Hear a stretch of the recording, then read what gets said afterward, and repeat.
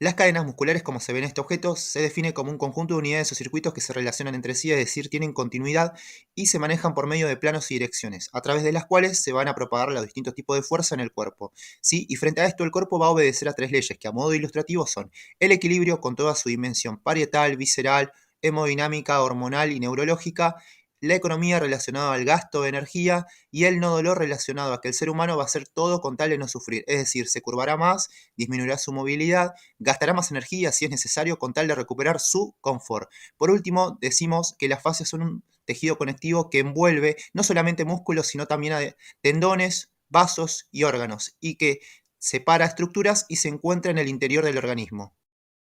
Los movimientos de flexión y extensión se van a dar mediante las cadenas rectas. Estas se efectúan mediante dos ejes, que hay un eje anterior y un eje posterior. La cadena recta anterior va a partir desde D1 hasta el sacro. Los músculos que participan en la función de enrollamiento de esta cadena van a ser el recto anterior del abdomen, los músculos perineales y los intercostales medios. Y el punto de convergencia de las fuerzas va a ser la zona del ombligo. Y un dato particular es que esta cadena forma un verdadero y potente pilar vertical en relación al eje posterior. Y la cadena recta posterior se encuentra formada por el raquis, es decir, la columna vertebral, los discos intervertebrales y los músculos prevertebrales, y su función está relacionada al enderezamiento, es decir, volver a equilibrar el tronco.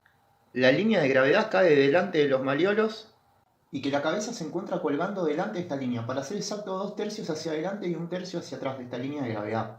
Luego de este análisis podemos decir que el equilibrio del cuerpo humano en realidad está basado en un desequilibrio, ¿sí? Y que este desequilibrio genera que se tensen fascias posteriores que van a formar la cadena estática posterior. Puntualmente son el ligamento cervical posterior, la aponeurosis lumbar y la aponeurosis dorsal. Y se caracterizan por no ser muscular.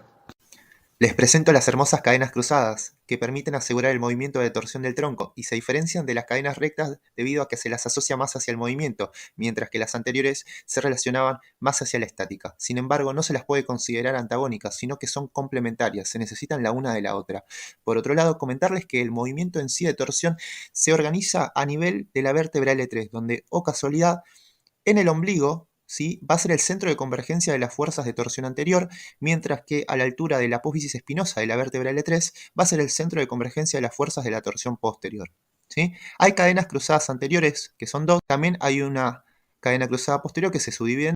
Estas cadenas miofaciales trabajan en conjunto.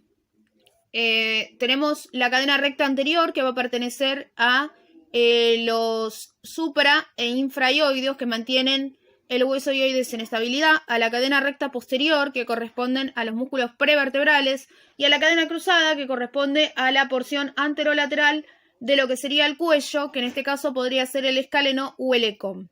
¿Sí? Los escalenos tienen la facilidad de hacer rotación, ¿sí? O sea, yo roto y yo voy a rotar la cabeza con la estabilidad, ¿sí?, de la columna cervical.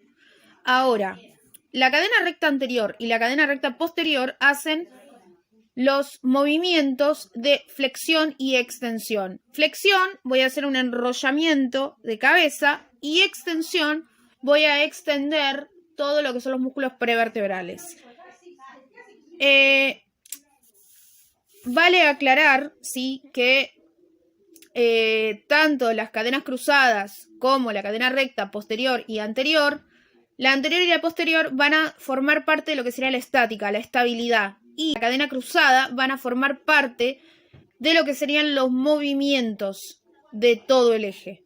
El miembro superior está compuesto de 5 cadenas, de las cuales la cadena estática sirve de suspensión y une los extremos de los dedos hacia la aponeurosis de los pectorales, aponeurosis del deltoides, el cuello y la cabeza, y es considerado un verdadero guante facial, ¿sí? Y esta cadena se completa de las diferentes vainas nerviosas, vasculares y musculares. Con respecto a la cadena de flexión, esta va a provocar una flexión del hombro acompañada de una antepulsión, una flexión de codo, una flexión de la muñeca y una flexión de los dedos, mientras la cadena de extensión va a provocar lo opuesto. Hablamos de una extensión de los dedos, extensión de la muñeca, extensión de codo y una extensión del hombro acompañada de una retropulsión. Con respecto a la cadena de apertura, esta va a desencadenar un movimiento de abducción y rotación externa del brazo acompañado de una supinación del antebrazo y de la mano, mientras la cadena de cierre va a desencadenar una pronación de la mano y del antebrazo acompañado de una rotación interna y aducción del brazo.